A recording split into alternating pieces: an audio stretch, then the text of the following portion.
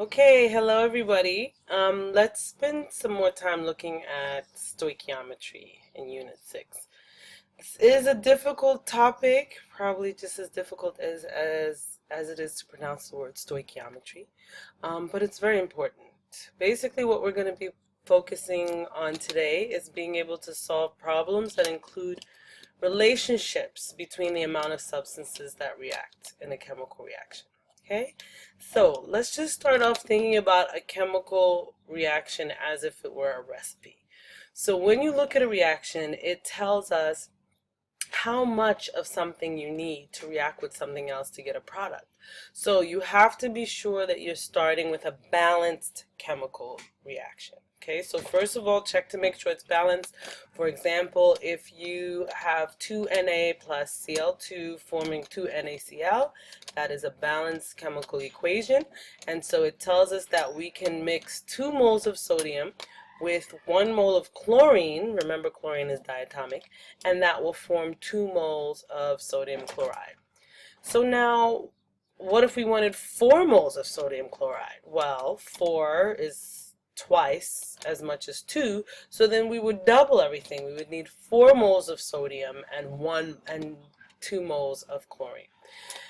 If you wanted 10 moles, you would multiply everything by 10, or by 5, I should say, or 50, you would multiply everything by 25. So you get the idea. It's a proportion. Okay, so let's practice. Let's say we have a balanced reaction for hydrogen and oxygen gas. So this is your balanced chemical equation. And we know that hydrogen and oxygen react to form water, right? So how many moles of the reactants do you need? Well, you need 2 moles of hydrogen for every 1 mole of oxygen. Yeah? What about if we wanted 4 moles of water? Well, in that case, then you would need twice as much, right? So you need 4 moles of hydrogen and 2 moles of oxygen.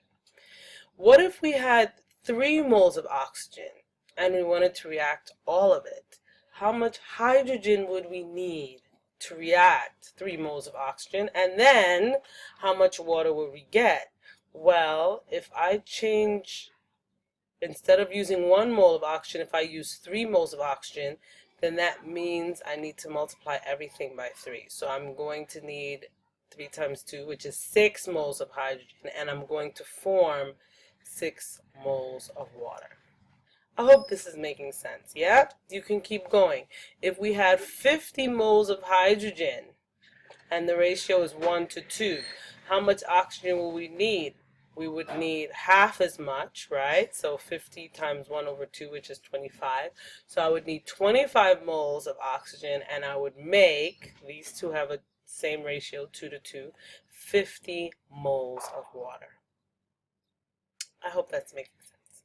Okay, so what we call those coefficients is, we call those a mole ratio, right? So those mole ratios are what we're going to use when we want to figure out how much of another quantity we would need or we would form given the amount that we're starting with. So the way you're going to set it up, same way you've been setting it up with other units, let me just scroll this down, is you're going to use your dimensional analysis. So you're going to use your units, the unit that you're starting with, and then you're going to use the coefficients along with the substances from the ratio. And then that way you know the one you're starting with goes on the bottom, and the one that you want to end up with will go on top. Just remember that relationship. So the substance that you're starting with, in this case you're starting with 5 moles of sodium. So the sodium quantity is going to go on the bottom, and the one that they're asking about, which is chlorine, is going to go on top. And then you just get your answer. 5 times 1 divided by 2 gives you 2.5 or 2.5 moles of chlorine. So this is what we call a mole to mole conversion. It means the question is giving you a certain number of moles and then asking you how many moles of product you will get as a result. I'm covering this up. All right, so let's say the question says how many moles of sodium chloride will be produced if you react 2.6 moles of chlorine with more than enough sodium. So we go back to our balanced equation. We start with the number and the substance that we're given. So it's 2.6 moles of which one? Chlorine. And the question is asking me about sodium chloride. So remember, the one that I start with is going to go here. And then that substance needs to end up down here. So it's 1 mole of chlorine, because that's the one that I started with. So I want that to cancel out. And then the one the question is asking me for, which is sodium chloride, that has a 2 in front of it. So 2 moles of sodium chloride goes on top. Multiply the numbers on the top, and you get 5.2, right? Dividing by 1 doesn't change. Okay, your turn. Aluminum reacts with oxygen to produce aluminum oxide. So if I had 2.6 moles of aluminum, how much aluminum oxide would I produce? Well, in this case, I'm using the ratio of 2 moles of aluminum oxide over 4 moles of aluminum, and then that's going to give me my final answer. Okay, what about if I wanted mass? Now, this one is a little bit trickier because I cannot only use the mole ratio from the coefficients. In order to go from moles to mass, I need to use the periodic table. I don't have a choice. The only relationship between moles and mass comes from the molar mass. So the amounts are given when you measure in the lab. You're always going to be measuring grams, so you still have to be able to connect grams to moles, and we use the molar mass to do that. So let's try an example. How many grams of chlorine are required to react with 5 moles of sodium? So we have moles of sodium already, which is good, but we're going to now have to take 2 steps. We have to go from moles of sodium to moles of chlorine, and then from moles of chlorine to grams of chlorine. So let's just walk through this together. We always start with the number and the unit that we're given. So that's the 5 moles of sodium. Now, we want to get rid of sodium, so 2 moles of sodium is going to go on the bottom. And we want to find out how much chlorine, so that one has to go on top, and the coefficient is 1. We're not done because the question asks for grams of chlorine, so we've got to take one more step. 1 mole of chlorine is, from your periodic table, 35.45 times 2, because chlorine is diatomic, so you get 1 mole of chlorine is 70.90 grams of chlorine. Okay? All right, let's try one more. Now, let's say we went from moles of aluminum to the mass in grams of iodine. You ready? So again, you've got to start with the 0.50 moles of aluminum that you're given, and then you've got to set up a ratio where the one that you want, which is the iodine, is on top, and the one that you're starting with, which is aluminum, is on the bottom. So you're multiplying by 3 and dividing by 2. You're not done. That gives you moles of iodine, so what's the next step? Use the molar mass to go from moles to grams. Okay.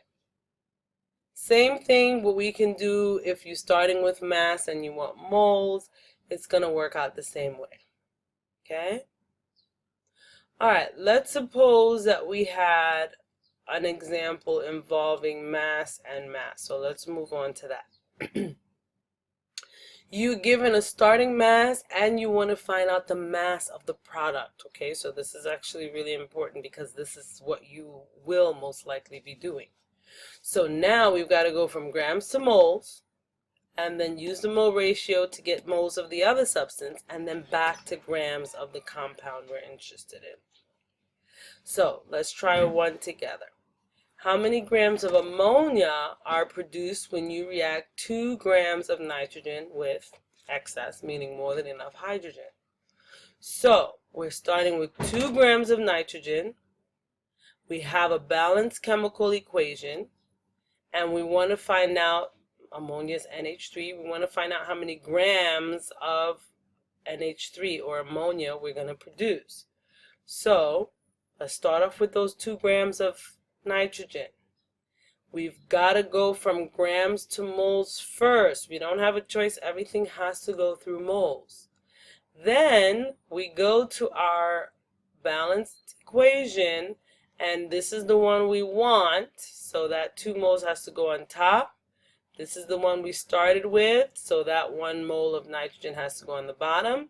And then we've got one more step, which is to go from moles of ammonia to grams of ammonia. So you're going to multiply by 17.06 grams. Unfortunately, that's covered up by my camera. All right, once you do that, you can see that everything cancels out except for grams of ammonia, which is what you want. So that's how you know that you have the right answer. You ready to practice one more? Calcium reacts with nitrogen to produce calcium nitride. You will need to write a balanced equation first. So go ahead and balance the equation. I've got 3 calciums on the right. So what coefficient needs to go here? I've got 2 nitrogens on the right, and this is already 2 nitrogens, so it looks like I'm good there. Now I've got 2 grams of calcium, and I want to know how many grams of calcium nitride are going to be formed. So I'm going to use the molar mass first to go from grams to moles. Then I'm going to use the ratio 1/3 to get from calcium to calcium nitride.